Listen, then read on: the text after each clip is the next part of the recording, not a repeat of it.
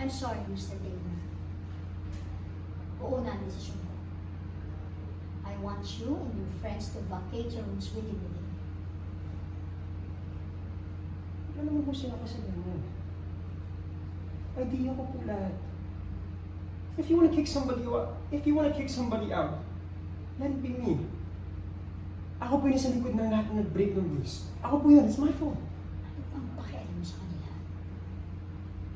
Ha? Bakit ba apektado ka? Hindi mo naman sila ka-level. They're my friends. I've abandoned them once. I don't want to do that again.